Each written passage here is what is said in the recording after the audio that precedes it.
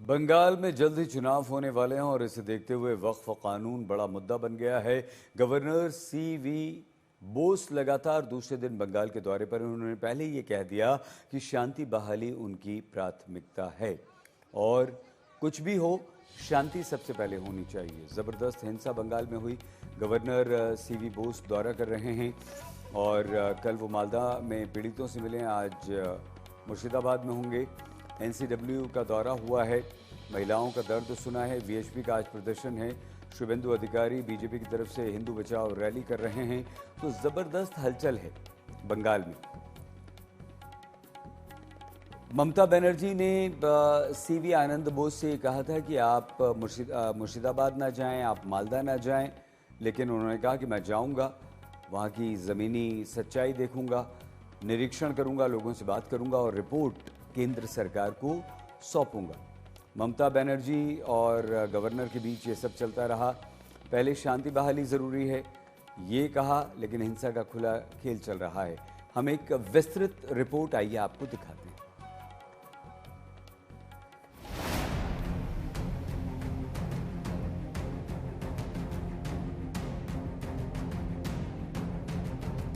बंगाल में हिंसा की ये तस्वीरें सामने आने लगी तो पता चला कि देश भर में वक्फ कानून को लेकर भले ही वैसी प्रतिक्रिया नहीं हो रही हो, लेकिन बंगाल में गुस्सा भड़क रहा है। मालदा और मुर्शिदाबाद के रास्ते ये हिंसा दोनों शहरों के कई छोटे बड़े कस्बों तक फैल गई। पुलिस के वाहनों को निशाना बनाया गया, हिंसा और आगजनी हुई। हिंसा का दौर अब करीब करीब थम चुका है, लेकिन अब इसी हिंसा को लेकर सियासी जंग छिड़ गई है। ममता की सलाह के बाद भी गवर्नर आनंद बोस हिंसा प्रभावित इलाकों के दौरे पर निकल पड़े हैं। कल गवर्नर ने मालदा का दौरा किया और पीड़ितों के साथ मुलाकात की। ममता ने दलील दी कि हालात अभी तनावपूर्ण हैं, लिहाजा गवर्नर को नहीं जाना चाहिए, लेकिन गवर्नर ने दलील दी कि शांति बहाली तक चैन से नहीं बैठूंगा। बड़ी तादाद में हिंसा प्रभावित इलाकों में महिलाएं अपना दर्द गवर्नर को सुनाने पहुंची। गवर्नर सीके बोस कभी हिंसा प्रभावित लोगों को भरोसा देते दिखे तो कभी उनसे कुछ को राहत सामग्री देते नजर आए। राज्यपाल की जुबानी सुनिए कि हिंसा प्रभावित इलाकों में लोगों ने कैसे उनको आप बीती सुनाई।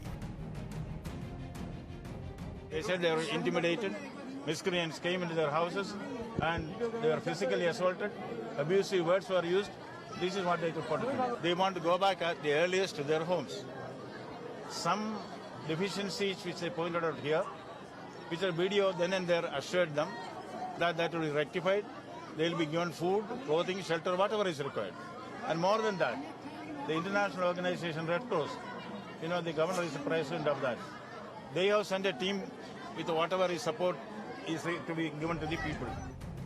गवर्नर सीके बोस ममता के मना करने के बाद भी जमीन पर उतरे हैं और पीड़ितों के साथ लगातार मिल रहे हैं, लेकिन ममता सरकार पर सीधी टिप्पणी करने से गवर्नर बोस बचते नजर आते हैं। See, I am not for blame game. Now what is required is establish normalcy with the cooperation of all concerned.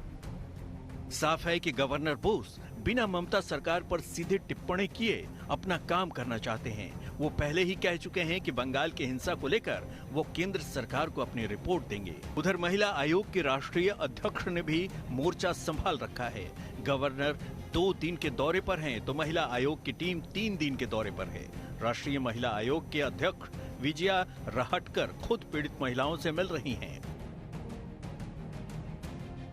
पश्चिम बंगाल में जो सांप्रदायिक हिंसा हुई है उसकी बहुत बड़ी तकलीफ यहाँ की महिलाओं को हुई है और इसकी वजह से महिलाएं बहुत प्रभावित भी हुई है।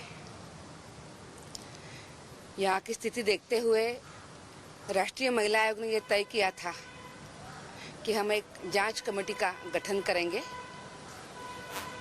और महिलाएं जो डरी हुई है, ये भी बात आई है कि उनके साथ अच्छा व्यवहार नहीं हुआ है। गवर्नर और महिला आयोग के दौरे जाहिर तौर पर ममता सरकार को रास नहीं आ रहे हैं, क्योंकि इनसे हिंसा को लेकर उसकी छवि पर असर पड़ रहा है। अनुपम मिश्रा के साथ सूर्योग्नि रॉय के साथ आज तक ब्यूरो।